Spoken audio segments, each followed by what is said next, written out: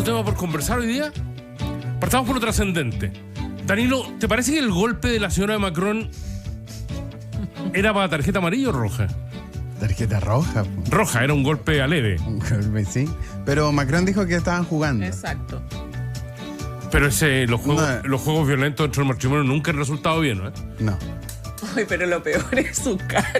Es que yo que la imagen cuando reconozco que como me que hice un meme de aquello. se encuentra enfrentado a todas las cámaras después de que le pega. Es como, pobre. Yo voy a poner a disposición. Ahora, si hubiese sido al revés, habría sido heavy. Yo hice No sé si nos estaríamos riendo. Estamos en la radio. la cara es total. Estamos Después lo comparto en el Lo va a WhatsApp. difundir el No sé si te WhatsApp. has fijado, Danilo, que está particularmente iluminado el estudio y quedó ya un set de televisión. Esto. Esto es por el debate de ayer. A la silla. No es que se hayan puesto luces por el debate de ayer, pero se mejoró la iluminación. Pero también cambiaron las esponjitas, ¿no? También cambiaron las esponjitas, lo que ya era una necesidad Esponjitas urgente. Sí. Y las sillas parecen. El día que cambie las No, sillas. las sillas no, las sillas no. las sillas siguen siendo las pegamos mismas. tanto. Es Pero que las yo estoy. sillas Es que, tienen no más de 2 años. es que yo estoy sentada en la Desde que silla estuvimos, de ¿te acuerdas? piedad. Porque le mandamos un abrazo porque no está. Entonces no es que yo me quiera apoderar de su rol, pero me senté en su silla. Y su Absolutamente. silla es mejor. Y le mandaste registro. Le mandé registro. Para que sepa que no le quiero quitar su puesto. Un abrazo a Piedad. Eso. Solo quiero consignar en el que Macron gentilmente le ofrece el brazo a su señora cuando están bajando la escalerilla y su señora... una escena que ya hemos visto muchas veces con Melanie y Donald Trump, pero que la señora se resiste a tomar. Melania. ¿Melania? Melanie. Melanie en inglés, ¿no? Que son amigos. ¿Está bien? No, parece que se llama Melania. Sí, se llama Melania. Si no es gringa, es... Pero él le dice cariño Melanie. Está bien. Sí. No, Oye, no. así que bueno, después de Joaquín Lavín Jr. viene Macron. Po. Y a Joaquín Lavín Jr. también le pegaron su luna. Pero en la entrada de los tribunales. Sí, pero eso era show para las cámaras. Esto fue sorpresivo, no sabía que Pero estaban ¿qué ahí. les parece el punto que estoy poniendo? Que estamos hoy día y como que ha sido materia de risa igual esta situación de Macron, pero si estuviéramos en un escenario revés, contrario, al revés, yo lo si mismo- se hubiese visto a un hombre haciéndole eso a una mujer. No. No, estarían pidiendo la destitución del Es que, presidente. pero Pero sea, qué bueno creo que que es lo un ponga- tema qué bueno que que lo tenemos que menciones tú. analizar, porque Muy me bien. parece relevante también ver cómo las miradas de alguna manera pueden incidir también en la lectura pública de las cosas. Mira, es como reemplazando bien a Piedad, digamos.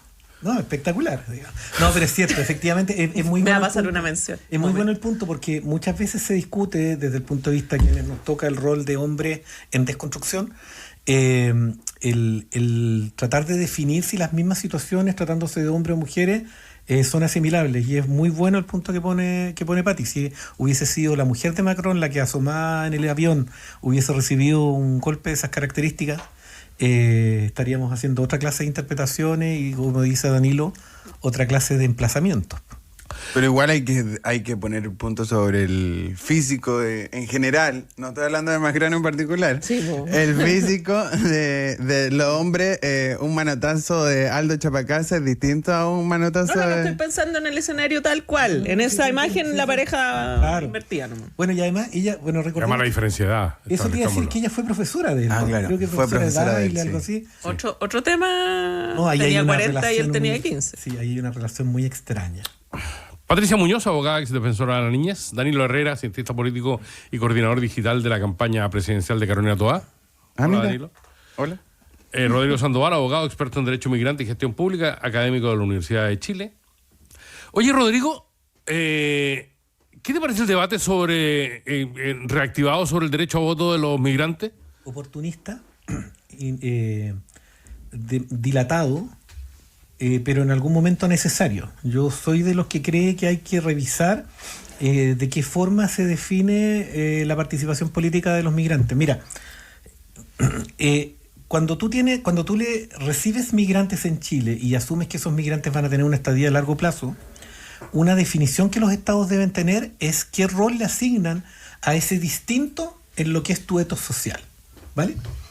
Y ahí hay opciones. Un estado puede decir, mira, sabes que yo quiero ser un estado pluricultural y por lo tanto yo disminuyo el tiempo entre que esas personas entran a mi sociedad y finalmente adquieren derechos políticos que les permiten tomar decisiones. si yo quiero mantener cierto integrismo cultural, como sucede en Japón, en sociedades orientales, yo postergo, incluso impido que para siempre esas personas tengan esa clase de derechos. Y por lo tanto es una discusión válida. Lo que no es correcto es que esa discusión sea con el horizonte de la siguiente elección y que sea las lógicas hechas valer en esa discusión tengan que ver con intereses evidentemente egoístas, digamos. Yo creo que ahí es donde está el problema, que esta discusión la hemos tenido hace mucho tiempo. De hecho, creo que lo hablamos el año pasado, porque esto ya se debatió a propósito de la última elección. Yo creo que el momento es inoportuno. Si a mí me preguntan razón, yo creo que la lógica debería ser que los extranjeros pudieran votar en elecciones locales, municipales y regionales, y que las elecciones de orden nacional quedaran reservadas solamente para los chilenos. Creo que es una solución que se condice más con la cultura jurídica chilena, con lo que es nuestra forma de comprender la cohesión social, y más consistente con lo que es la integridad de esa clase de decisiones, digamos. Pero eso es lo que se está cuestionando ahora. Claro, pero yo creo que, por eso digo, yo creo que es un problema de oportunidad la discusión. Sí, pero la oportunidad también te la cuestiono, porque los últimos 4 años han sido electorales. Entonces, este debate iba a ser problemático en cualquier momento. Estoy cuestionando ahora, porque la última vez que discutimos esto, coincidimos en que era muy inoportuno hacerlo. No, o sea, yo lo considero inoportuno, pero digo, en algún momento hay que hacerlo.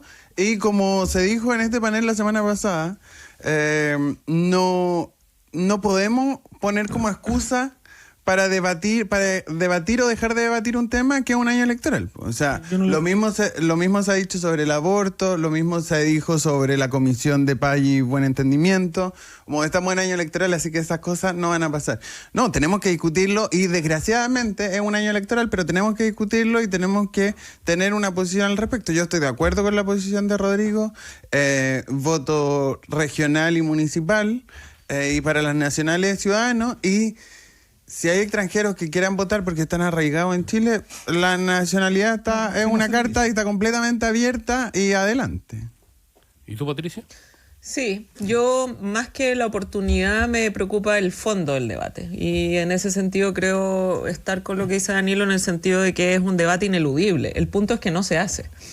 Entonces yo, más que criticar la oportunidad, lo que critico es quizás la superficialidad con la que se pretende abordar un tema que redunda o va a redundar en definitiva en el tipo de país que vas a construir, asumiendo que la migración es hoy día una realidad, un hecho de la causa que no vas a poder desatender, y que en definitiva también tiene consecuencias directas en la cotidianidad. Me parece que la propuesta o lo que plantea Rodrigo en términos de qué tipo de elecciones son en las que debieran participar resulta acorde con lo que a ellos y al entorno social inmediato de los migrantes les resulta más necesario atender. Pero sí creo que el debate es imprescindible, pero con un nivel de rigor y profundidad mucho más allá del cálculo electoral del momento, que también está a la base de la conversación sin ninguna duda. ¿Te parece pertinente? Va a venir hoy día la ministra Orellana a explicarlo en País ADN. ¿Te parece pertinente el momento además en que se propone el proyecto de aborto libre, no? Yo creo que esa era una situación que estaba planteada desde un inicio en el programa del gobierno. No me genera mayor sorpresa. Perdón, y en la última cuenta volvieron a comprometerlo. Exacto, y se comprometió. Entiendo además que en esa cuenta, o a propósito del anuncio de la cuenta pasada de la presentación del proyecto, lo que previo iba a ocurrir era la tramitación del reglamento de la actual legislación, que entiendo, por lo que escuché de la ministra, me imagino que lo va a ratificar hoy día con ustedes, ya ha sido tomada razón de ese reglamento por parte de la Contraloría General de la República, y cumplido ese hito, que era el que se había establecido como calendario, por decirlo así, viene este anuncio de la presentación del proyecto. Así que a mí al menos no me sorprende, me parece que está dentro de las líneas de lo que ellos habían anunciado como parte de su programa legislativo. Sí, yo creo que no hay mucho que cuestionar en ese sentido. Es decir, efectivamente, ella incluso, si no me equivoco, cuando el presidente en la cuenta anterior habló del compromiso de presentar este proyecto, ella al día siguiente creo que ella estaba advirtiendo de que no quería enredar la discusión del reglamento con lo que era la presentación de este proyecto. Así que son consistentes los tiempos que se están ocupando hoy día. Y nadie se puede sentir sorprendido porque este gobierno presenta un proyecto como este, digamos. Pero o sea, ahora quiero ver qué van a decir los candidatos presidenciales, qué van a decir los distintos partidos, porque hay parlamentarios que ya están cuestionando esto. Y parlamentarios oficialistas. Yo entiendo que se desordenan por este tipo de temas algunos parlamentarios, en general se desordenan siempre, no sé, cuestiones de seguridad, el Frente Amplio y el Partido Comunista se desordenan en cada propuesta del Ejecutivo, y si ahora se desordenan otros, también va a haber que sacar al pizarrón a esos parlamentarios y a sus respectivas candidaturas presidenciales. Bueno, ayer en el debate de los candidatos a la primaria oficialista, obviamente se desmarca Mulet por el lado de esta propuesta. O sea, queda claramente que en el tema valórico, dentro del oficialismo, dentro de las primarias del oficialismo, ya hay puntos discordantes, ¿no? Pero Mulet... No sé si ocuparía la expresión valórica tratándose de Mulet, pero porque no creo que sea el interés valórico. No, recordemos que él es humanista cristiano además yo no comparto, siempre. no, lo que quiero decir es que yo no comparto la afirmación de que se trate de temas valóricos. Yo creo que en la cuestión que tiene que ver con el aborto, bueno, yo tengo una situación personal con eso, pero en el debate sobre el aborto es impropio decir que se trata de una discusión valórica, porque no son solamente los valores los que están en juego. Hay una cuestión de sanidad, de salud pública, hay una serie de dimensiones que no son solamente la valórica. Entonces, situar esto en una lógica de virtud, de bueno o malo, de correcto o incorrecto, es parcial en términos de la discusión. Ese es el punto. Patricia, hoy estamos discutiendo una vez más sobre un tema que nos estuvo hablando de filtraciones, de probidad, que marcó fuertemente las últimas elecciones y que nos indica otra vez de manera muy gráfica el derrotero de la justicia en el caso Sierra Bella e Iracy Hasler, donde el fiscal Cooper finalmente resuelve no presentar cargos. ¿Qué sensación te deja no solo la decisión de ayer, sino que además todo el recorrido que hicimos a ese respecto? La sensación que me deja es algo que hemos conversado permanentemente en esta radio, que tiene que ver cómo lo comunicacional afecta significativamente el desarrollo de las investigaciones penales, porque pone en la ciudadanía expectativas que no necesariamente se relacionan con los antecedentes de fondo de los casos. El fiscal Cooper tomó la decisión que ha comunicado el tribunal de no perseverar en la investigación, ese es el nombre técnico, y eso significa que no ha reunido en este periodo de investigación, no menos extenso, antecedentes que permitan, desde su perspectiva, ¿no es cierto?, acreditar la existencia del fraude al fisco, ni la participación de aquellas personas que en su momento fueron involucradas en el caso. Esa es una decisión que aún no está a firme, porque está pendiente la realización de una audiencia en la que él va a comunicar aquello. Y acá no nos olvidemos que hay abogados querellantes, o sea, personas que están insistiendo en que este ilícito se persiga, y por lo tanto habrá que ver qué es lo que un tribunal resuelve a propósito de lo que, en lo que yo al menos he leído, lo más probable sea la oposición de parte del querellante a la decisión del fiscal, ¿ya? Pero vuelvo al punto inicial. Cuando lo comunicacional es lo relevante y no el sustento de una investigación penal que se basa en antecedentes que no conocemos y que por mucho que existan filtraciones inaceptables, que son además delitos y que permanentemente nos tienen en la carga pública de saber qué es lo que dijo este, qué es lo que dijo otro, vuelvo a repetir lo que he dicho en este panel. Quien filtra lo que le parece interesante y lo que le sirve para sostener una posición. Y por lo tanto es evidente que nosotros no conocemos todos los antecedentes que tiene a la vista el fiscal Cooper en la investigación de Sierra Bella y que lo llevan a tomar esta decisión procesal de no perseverar en la investigación, y será en definitiva el tribunal el que atienda o no a esa petición, o por el contrario acoja la petición del querellante que dice que sí hay elementos para sostener la imputación de fraude al fisco. Pero creo que este puede ser un buen caso para, una vez más, poner el acento en una discusión que parece que no queremos dar, que es del impacto negativo y nocivo que lo comunicacional está teniendo en la forma en la que se está persiguiendo criminalmente a las personas, y cómo se instala en la ciudadanía la imagen de que cuando surge una investigación y se inicia, quienes aparecen involucrados son inmediatamente culpables. Y ahora da lo mismo lo que pase, no solo en este caso, sino que en cualquier otro, porque la ciudadanía va a quedarse con la idea de que hubo personas culpables que no fueron sancionadas. Y eso es muy peligroso desde el punto de vista no solo de la credibilidad de la institucionalidad que está detrás del sistema de justicia, sino que también erosiona necesariamente la democracia de manera peligrosa desde mi punto de vista. Y en este caso, los querellantes, al menos los que yo recuerdo, hay un diputado que no los voy a nombrar, hay un diputado republicano y un diputado del Partido Nacional Libertario que seguramente van a hacer un escándalo. Yo leí al abogado del republicano, que dijo que estaba en desacuerdo con la decisión. Obviamente, claro. y van a hacer un escándalo por la prensa y por redes sociales y van a intentar imputar delitos que un fiscal no pudo levantar. Y ahí creo, y ahí estoy de acuerdo con la Pati, ahí creo que hay un problema de fondo. Iba a decir con la sociedad chilena, no sé si eso queda grande, pero hay un problema de fondo con los medios, con la opinión pública, que nos dedicamos. ¿Cuántas horas, Aldo, se dedicó este programa a hablar de Sierra Bella? La necesaria en su momento. Por supuesto, pero hacemos la recapitulación ahora y decimos, pucha, no había delito o no hubo pruebas para probar un supuesto delito. Pero enjundia hubo, digamos. Fue sabrosa el... Y ahí yo creo que está el mayor problema. Claro, es que esa es la distinción que hay que hacer entre lo político y lo jurídico.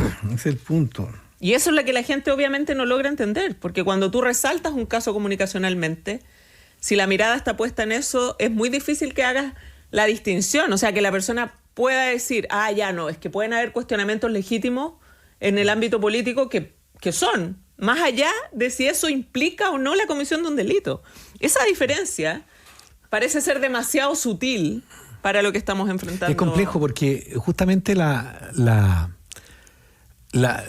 luz sobre el juicio, la visibilidad del juicio, la transparencia del juicio, eran precisamente las virtudes que venían con la reforma procesal penal. Efectivamente se trataba de una forma hacia la sociedad, abierta a la sociedad, en la cual se iba a impartir la justicia. El tema es que precisamente el manejo de lo comunicacional es precisamente el factor que más pone en entredicho la eficacia de la justicia hoy en día. Uno lo ve primero por el tema de las filtraciones, pero también lo ve con ciertos incentivos que uno a veces observa en el Ministerio Público con respecto a llevar adelante determinadas acciones investigativas que uno sabe que no van a terminar en nada, que desde el comienzo es evidente que no van a terminar en responsabilidad penal acreditada, pero que sin embargo dan un espacio para poder tener visibilidad, para el poder dar... del fiscal, dices tú.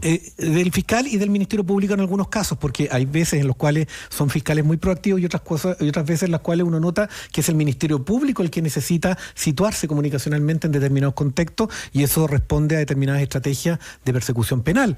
Entonces, sí hay una discusión que hay que tener. Llevamos no sé cuántos años ya de vigencia plena de la reforma. 25. ¿De plena? Plena, plena que el 2000 partió 20. en 2 regiones, en fin, yo diría como 20, quizás más, quizás menos, y quizás es un momento para tener una discusión respecto de qué es lo que está funcionando, qué es lo que no, porque hasta el momento ya el fiscal ha hecho presente que se requieren en su última cuenta, que se requieren algunas modificaciones que él estima necesarios, por ejemplo, para preservar el secreto de determinadas investigaciones, pero también respecto de cómo se ejerce la acción penal en general, el tema de los criterios para la prisión preventiva. Es decir, hay una serie de cuestiones que están en entredicho y que cuestionan quizás la legitimidad con la cual la sociedad respeta su sistema judicial. Está en discusión en estos momentos, otra vez, digamos, lo que se ha denominado la ley antifiltraciones, donde hay... Todo por ley. Donde hay, claro, mucho temor de que se restrinja fuertemente la libertad de información a partir de ponerle cortapisas a determinada información y cómo conseguirla. ¿Es un debate válido, Darío? Pero tú eres periodista. Sí. Yo creo que también hay que cuestionar las decisiones editoriales que toman los medios frente a las filtraciones. Como te llega una... Mira, cuestionemos quién envía la carpeta, que no necesariamente viene de la fiscalía, sino que cuando la carpeta se abra, el resto de los querellantes puede ser otro querellante, ¿no es cierto? O la defensa, ojo. O la defensa. Claro, depende del caso. Ok. Pero cuando te llega eso, y tú eres periodista o eres editor de un medio, ¿hay un cuestionamiento al respecto de tengo que filtrar esto? Hay una persona, el nombre de la persona, porque yo me acuerdo que una reputada periodista publicó todas las pistas para llegar al nombre de una persona que era afectada por un delito de público conocimiento. Entonces, ¿Dónde está esa marca? Pero yo soy un periodista viejo. Te quiero decir que en mi pieza tenía un póster de Bob Woodward y crecí en la época de Garganta Profunda. Cayó un gobierno en los Estados Unidos porque un gallo en un estacionamiento con fines muy poco santos, digamos, filtró información porque necesitaba financiarle la carrera a la hija o algo por el estilo. Y finalmente cayó el gobierno de Nixon a propósito de filtraciones. Entonces está bien, valen todas las filtraciones. No es que valgan, pero no es el periodista el llamado a establecer la pertinencia de que ese tipo de información se salga, porque lo voy a decir al revés. Yo estoy de acuerdo, pero cuando te llega esto a las manos hay una decisión que tomar, digamos. La decisión es que publico yo o publica otro. Claro, porque además... No, yo creo que es la valoración del interés público. Sí, por supuesto. Eso está a la base de la discusión. Yo parto de que la base es que es interés público según el análisis periodístico, pero luego quiero golpear yo y que no golpee otro. Sin duda, pero a propósito del caso Sierra Bella, yo te diría que uno de los aspectos más cuestionables es la conversación entre Iracy Hasler y Carol Cariola. ¿Ya? Pelando al presidente. ¿Cuál era el interés público de ese pelambre? Mucho. Qué parte importante. O sea, que la presidenta de la Cámara de Diputados tenía una pésima opinión del presidente de la República. Aún así votaba todo lo que mandaba el presidente. Yo creo que eso nos indica, a mí por lo menos me indicaba, la total y absoluta lealtad del Partido Comunista. No, de Carol Cariola, no del Partido Comunista. Pero es que el Partido Comunista hace muy poco cada vez menos. Yo estaba pensando en el mismo caso cuando estabas planteando el punto, porque efectivamente ahí se nota, ahí tú te das cuenta de que existe una información en la cual el periodista no solamente va a recibir información que tiene importancia judicial, en este caso no la tenía, pero sí la tenía desde el punto de vista del interés público, porque él tenía una clara relevancia política, el saber si la relación con el presidente era una relación honesta desde el punto de vista de la identidad política, digamos. Pero yo no creo que sea el periodista el que deba hacer ejercer ese tamiz. No tenía ningún impacto, ninguna importancia, ninguna relevancia en lo jurídico penal respecto al caso Sierra Bella. Y sirve y se usa para potenciar eventualmente la percepción ciudadana de la ocurrencia de un delito. Eso es lo que yo critico. Pero ahí está el punto con respecto a lo que dice Danilo, porque... La definición periodística de la separación de los temas. De acuerdo, pero el periodista no es el que está llamado a hacer esa separación, sino que él ve una información que, como sea que se obtuvo, tiene un interés público y por lo tanto es necesario para ese periodista hacerla pública. A mí no me parece que sea el periodista el que deba decir, mira, esto no tiene pertinencia jurídico-política y por lo tanto no la voy a difundir.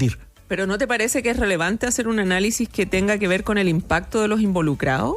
De los involucrados, personas en tanto víctimas o en tantos posibles consideraciones como imputados. Me parece que esa es una reflexión necesaria. Pero esa reflexión no creo que haya estado en este caso. Yo en el caso de Sierra Bella... No, estoy hablando en general. Sí, no, te entiendo completamente. Obviamente, sí. Cuando en un programa de televisión muestran un informe sexológico, absolutamente una víctima, de acuerdo. Por favor. Sí, es decir, o cuando filtran las declaraciones de víctimas de delitos sexuales. O el comportamiento sexual de la víctima antes de, como ocurrió en el sur. Entonces, claro, no, completamente de acuerdo. Pero eso es otra dimensionalidad en la cual el bien integridad de la víctima es superior quizá al interés público o a lo que se pueda obtener. Esa ponderación, claro que la debe hacer quizá el periodista. Esa ponderación no tiene que ver con la vista en las últimas filtraciones, te diré. Esa es otra conversación, digamos. Sí, completamente. Obviamente hay periodistas, pero yo me consta, porque por razones profesionales alguna vez algún periodista me ha hecho consultas sobre si ciertas cosas... ¿Trata alguna carpeta? No, para nada. Pero sí a mí me han consultado periodistas sobre la pertinencia o procedencia del manejo de cierta información. Así que me consta que por lo menos algunos periodistas que yo conozco hacen ese ejercicio valorativo. Digamos. Ahora, yo yendo a tu pregunta, Aldo, muchas leyes podrán haber, pero en este país creemos que las leyes lo resuelven todo y mientras las personas no tengan la claridad de las responsabilidades que les corresponden en los roles que ejercen, podéis tener todas las leyes que quieras, pero van a seguir filtrando igual las carpetas porque van a seguir igual evitando que se conozca quién las filtra. Y por lo tanto, eso es clave no solamente para este tema, sino por ejemplo para el tema de las licencias. Sí, pues la cultura del pillaje. Es la cultura instalada en este país. Es que ese es el problema. Ese es el problema. Si acá tenemos un problema de fondo completamente serio. De acuerdo. Ahí yo creo que vamos a estar muy de acuerdo. Es que al final es lo que tú le criticas, esto lo hablamos a propósito del estallido social, cuando se dice que, o en general, al reproche que se hace de los poderosos cuando evaden impuestos o cometen abusos, y en realidad muchas veces hemos dicho acá que esos mismos abusos en otra escala son los mismos que la gente comúnmente hacemos en nuestro metro cuadrado. Entonces, es que no se representan que abuso. De hecho, leí que una ese columna el punto. domingo y es decía, casi una acción de reivindicación de ninguno de estos justicia. seres humanos que cree que puede con licencia médica viajar por el mundo, estudiar todo un año, te va a robar la billetera en la calle. Claro. Pero cree que lo que hace Claro. no es algo reñido no solo con la ley, sino que con la ética que representa tu gestión o tu desarrollo laboral. Entonces, estamos inmersos en una situación muy compleja desde mi perspectiva, que además es un desafío para quienes enfrenten la gobernabilidad del país, porque tiene que ver con una cultura instalada, validada y normalizada de que yo le busco el lado, ¿no es cierto?, para tratar de sacar algún beneficio de algo independiente del rol que ejerza. Y si eso lo hacen quienes están en la función pública, que es, desde mi perspectiva, la función más sensible en la que tú puedes desarrollar tu profesión o tu oficio, y que requiere a los mejores, porque obviamente está destinado a atender a quienes más lo necesitan, me parece la situación de la máxima gravedad. Sí.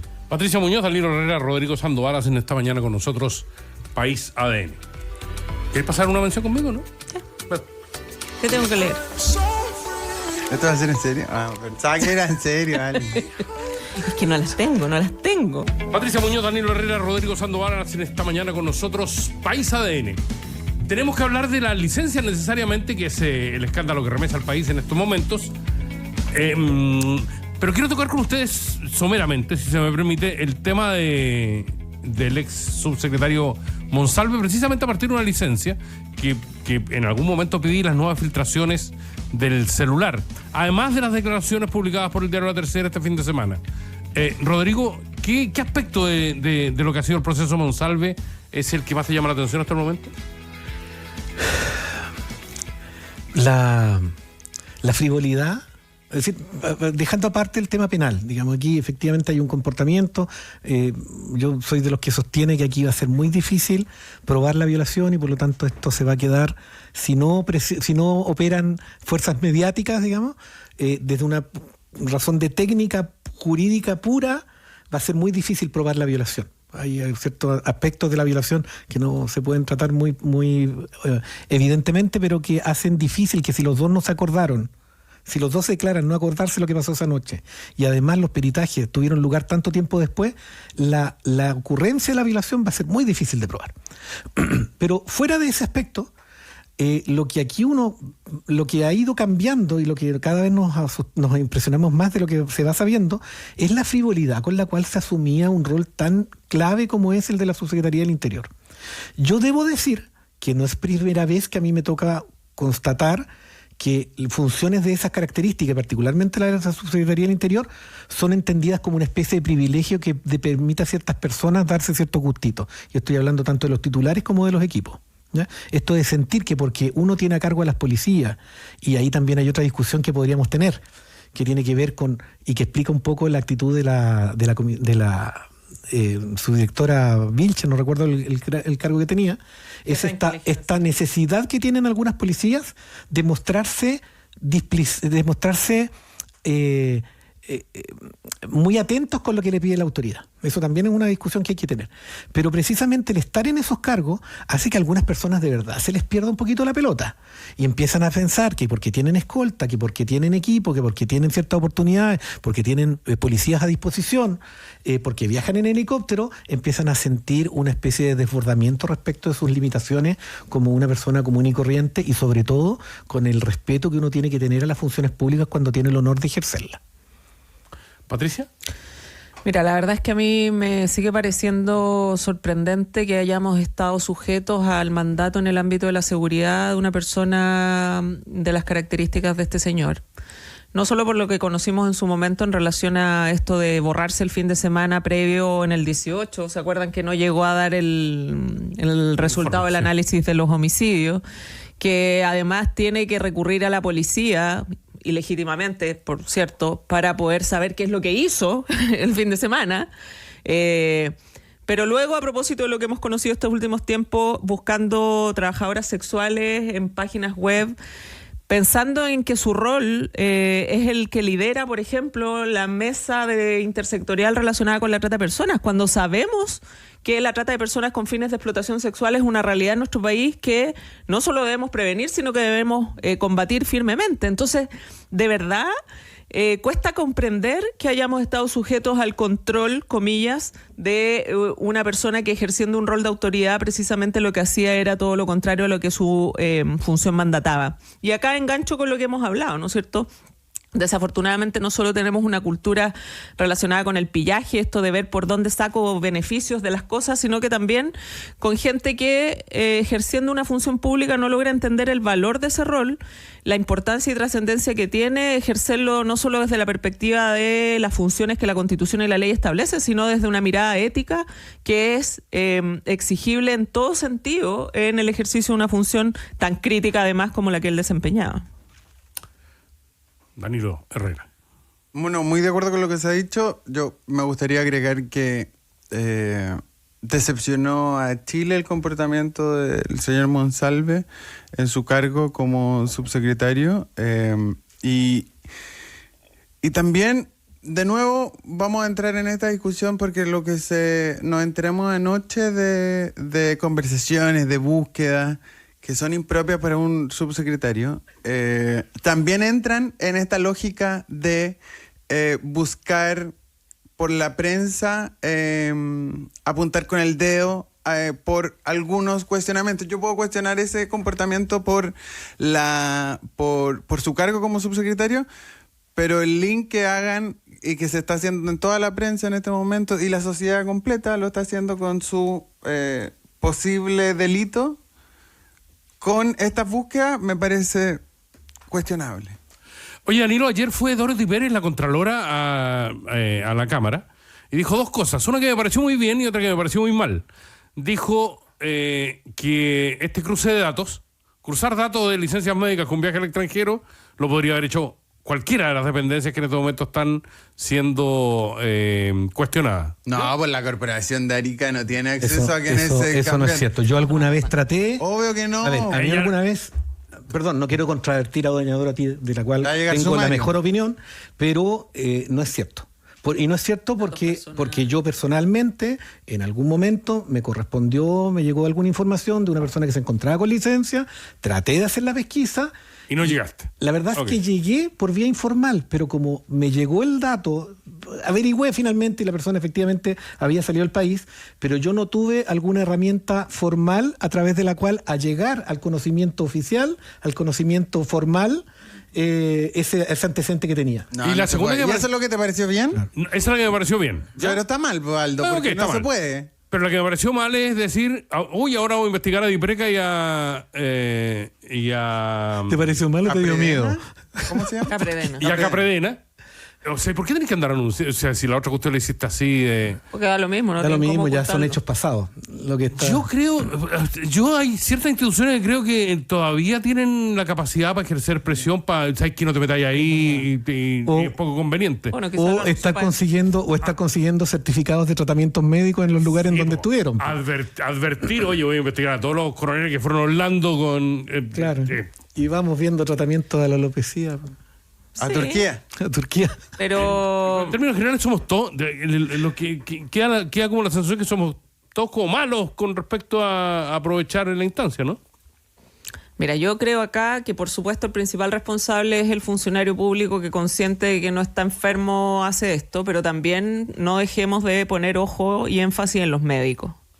O sea, los médicos, por favor, dejemos las defensas gremiales y asumamos la responsabilidad que tienen de que no se toman con el rigor su profesión, que implica resolver efectivamente si la persona está o no en condiciones de ejercer su labor y no dar una licencia, porque acá la idea es que esto se persiga penalmente, no solo respecto de los funcionarios, sino que también respecto de quienes han expedido esas licencias falsas o infundadas. Yo creo que acá la causa se abrió de oficio por la Fiscalía. La causa la tiene la fiscal Lorena Parra, que es la fiscal regional de la Regional Oriente. Y yo confío, conociendo el trabajo que la fiscal Parra suele usar en su desempeño, que es bastante riguroso, que esto llegue a resultados muy prontos en términos de imputaciones de la gente que defrauda indebidamente no solo a los sistemas de salud, FONASA y SAPRE, sino que defrauda toda la fe pública, ¿no es cierto?, con esta lógica. Además que también hay que tener cuidado, y en esto los medios de comunicación también tienen que tener mucha atención en algo, y es que esto no signifique permitir desviar ciertos focos que son importantes, porque hay tres discusiones que están ya apareciendo. Primero, ya se está volviendo a instalar esto de achicar al Estado como si eso por sí mismo fuera una solución. Y yo estoy seguro que revisamos esta misma situación en empresas privadas y no nos vamos a alejar mucho de este ejercicio de abuso de las licencias. En lo privado. Sí, es verdad. ¿Sí? Segundo, una cosa que hay que tener mucho cuidado es que esto signifique una revisión del tema de las licencias. Yo ayer escuché en no pocos paneles de discusión que el problema estaba en que en el sector público se paga la integridad del sueldo cuando se ocupa la licencia, algo que no ocurre en el sector privado, entre los 3 primeros días y después por la vía de que se paga subsidio versus el sueldo. Yo creo que eso no es el problema. Yo creo que está bien que una persona que está enferma por una razón que no le corresponde, ojalá el sistema permita que esa persona reciba la integridad de sus remuneraciones. El tema de los riesgos, de quién asume los riesgos sociales, es precisamente una de las razones que da existencia al Estado, digamos. Pero además creo que hay una discusión que aquí está pendiente y que, como lo hablamos en el entretiempo, que también no se aborda. Somos futbolera para la pauta. Sabía, es que como estoy con la Pati me doy esa licencia. Es que el tema que hay una discusión que hay que tener también de que cierta legitimidad social que pueden tener este tipo de malas prácticas, ¿ya?, está también en cómo opera el sistema de reconocimiento de licencias médicas en el Compinpo. Porque veamos nosotros que hay cosa más indigna que ver a las personas tratando de hacer valer enfermedades que de verdad tuvieron para poder acceder a beneficios pingues, haciendo trámites de verdad engorrosos e indignos. Entonces hay que tener cuidado de que estos debates, y precisamente es lo perverso de estos abusos, que impiden que uno tenga debates que de verdad son necesarios tener. Chile es un país en el que es importante mejorar el Estado, no disminuirlo, en que es importante hacer más justo el sistema de acceso y financiamiento de las licencias médicas, y en donde el COMPIN de verdad tiene que ser objeto de una revisión y acabar, porque de ahí también hay harta corrupción, porque hay muchos incentivos para que los médicos que en alguna forma evalúan la pertinencia de ciertas licencias médicas, también hay que preguntarse por qué actúan de la forma que actúan. A mí sobre este tema, metiéndonos a la política, me preocupa mucho escuchar a candidatos presidenciales diciendo, yo si fuera presidente ya estarían todos despedidos. No se puede. Un sumario corresponde. Yo espero que después del sumario salgan los 25.000 funcionarios que aparecieron en estas licencias viajando al extranjero. Salvo algún tratamiento en el extranjero, no creo que haya otra buena... No hay mucha explicación viable. Salvo un tratamiento médico en el extranjero, no hay ninguna otra explicación. Quizás en los de enfermedades mentales a veces... No pueden salir de Chile. No pueden salir de Chile. Por eso, sí. Entonces, y el resto, para la casa. Pero lo que sí es importante recalcar es que tiene que haber un debido proceso, un sumario, que espero que sea más ágil que como nos acostumbran los sumarios en el Estado. Pero tenemos que defender el debido proceso cuando uno echa a alguien de cualquier pega, en lo público y en lo privado. Y también hay una cosa que a mí, yo no me he dado el trabajo de revisar bien qué pasó con eso, pero creo que no ha pasado mucho. Recordemos de la cantidad de funcionarios públicos que accedieron a beneficios relativos al COVID sin corresponderle, porque ellos recibieron íntegramente su sueldo. Hasta concejales recibieron. Y no sabemos qué pasó con esas devoluciones, y además con precisamente la persecución de responsabilidades, porque el fraude es el mismo. Es exactamente el mismo ejercicio.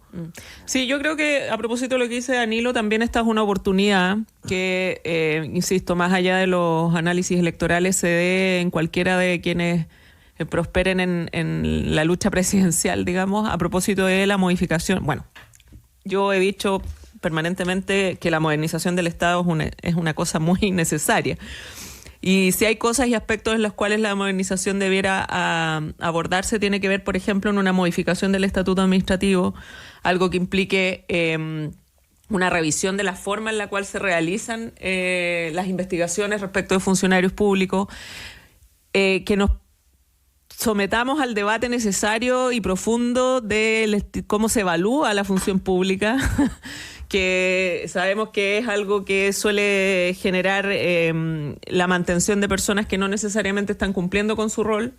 Entonces, creo que también las crisis pueden generar oportunidades. Mi optimismo, supliendo a mi querido copanelista Sebastián Bowen, voy a citar el optimismo del en fiebre momento, descanse, que espero se mejore con licencia muy de pronto. verdad.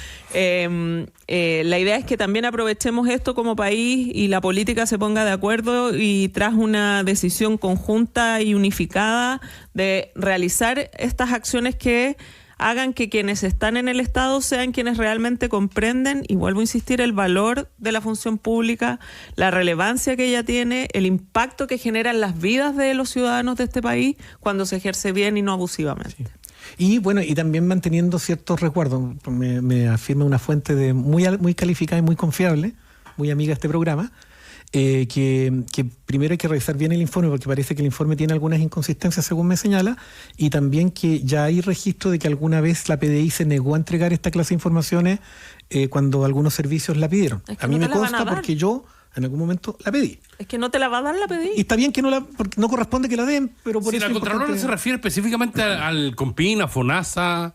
O sea, No pueden tener quienes salen. Con PIN y FONASA es que pueden entiendo tener que la había- información de si La Aldo Chapacase licencia. salió o no salió del país. Es que entiendo que había, Obviamente no. es que No. entiendo que había, yo escuché en diagonal había una especie de convenio, había algún avance para poder reunir este tipo de información, Pero y la creo que no PDI nunca estaba mandó Por la información. Contraloría. es que creo que no se había aplicado. Y quizás Pero por eso- la Contraloría. no se refiere a Compini. perdón. Entonces quizás a eso se refiere la Contralora, en que existía esa herramienta. Entonces, para aclararlo, aquí existen dos actores que no parece que no hicieron el trabajo completamente según este juicio. Por un lado el Compini y los organismos facultados para verificar la pertinencia o fidelidad de esa licencia, y por el otro lado la jefatura.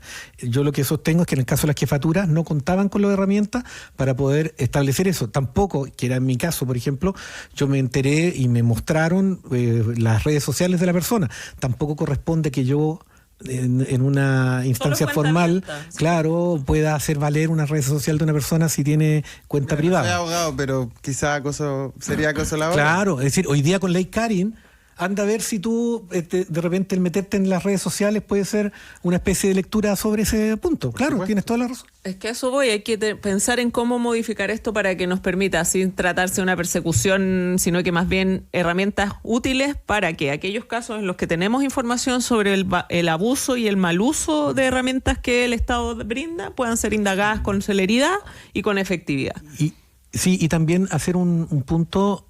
Yo he sido jefe de servicio, conozco a muchas personas que han sido jefes de servicio y que Pati han tratado, también fue jefe de servicio. claro, y que hemos tratado o entendemos que tratamos de ejercer nuestros roles con integridad y con eficiencia, con eficacia, y muchas veces hemos tratado de avanzar en contra de estas corrientes, de estas culturas de la inercia, de estas culturas de la irresponsabilidad funcionaria y todo, y nos hemos encontrado con barreras importantes.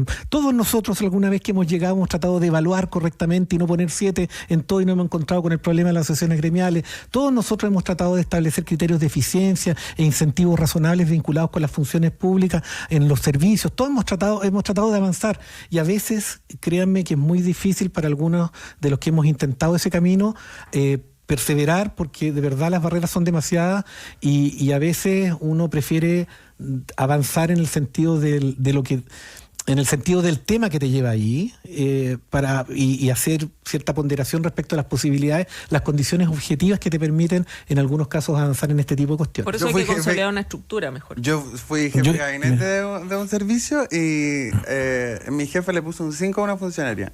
Se movilizó toda la asociación de funcionarios. Claro, no, si es así. Como Además, para que entregar un no, ejemplo y para que real. sepa la gente, lo que el jefe pone es una precalificación, y esa calificación después pasa a ser validada en una junta calificadora en la cual son 3 representantes de los gremios, son 3 representantes del servicio, y por lo tanto se produce ahí un cruce. Y una última cosa, también lo voy a decir desde mi situación. También la Contraloría en algún momento también tiene que plantearse las lógicas más proactivas, y en eso a mí me gusta lo que ha hecho la Contralora, y ojalá que pueda hacer también en términos de cómo ayuda a los servicios. Yo, cuando alguna vez estuve a cargo de un servicio, yo fui a la Contraloría y yo le dije, mira, este servicio tiene un montón de problemas. De verdad es un desorden que no te explico. Necesito que ustedes me ayuden a levantar esta situación y a generar procedimientos distintos y todo. Y me dijeron que no, que ellos solamente actuaban cuando había alguna denuncia o algún asunto. Pucha, es que entonces también démosle herramienta a las personas que ejercen funciones públicas, que lo quieren hacer bien, para que puedan tener los recursos para poder avanzar en el sentido de lo que después se les va a exigir. Hay un tema con las calificaciones, por ejemplo, que, claro, que en o sea, esta es la posición de las asociaciones, que la persecución puede ir en vía a calificar mal a alguien. Entonces, alguien te cae mal, alguien no necesariamente está haciendo mal su trabajo, pero lo quieres sacar, entonces lo tienes que calificar negativamente. Y eso también, y esa es más o menos la argumentación desde ahí. Pero eso también impide que personas que lo están haciendo extremadamente bien no se vean reflejadas en su calificación. Si todos tienen 7, no funciona la calificación, y yo creo que es algo que todo Chile sabe, que la evaluación de los funcionarios en el Estado es una mentira. Claro, es como, bueno, la evaluación, los indicadores de gestión también son mentirosos, pero en la evaluación de repente hay elementos que son absurdos. Yo no sé si todavía, pero existían elementos de la calificación que, por ejemplo, eran la puntualidad. Bueno, ¿y por qué tienes que calificar tú la puntualidad si para eso están los relojes de asistencia? Con todos los relojes. ¿Ah?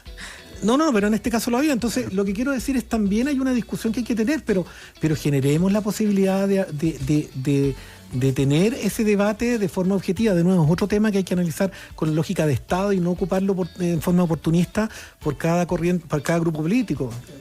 No, pucha, había demasiados temas hoy día. Vamos a tener que postergar el análisis de lo que en mi criterio es el peor año de la justicia chilena. Pensaba que iba a decir el peor año de Colo-Colo. Ratificado. Oye, ya, pues. Ratificado con la suspensión de la ministra Sabaj en el día de ayer.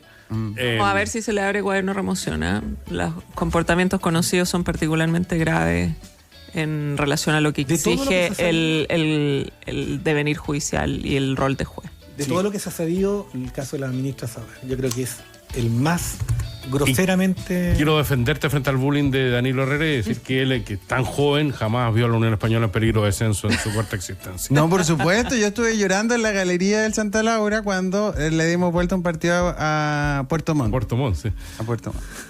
Patricia, llorando. Gracias, querido Aldo. Danilo Herrera. Yo lloré en el Santa Un Laura abrazo para el a retorno de todos. los búnkers. Rodrigo Sandoval. Hicimos País ADN.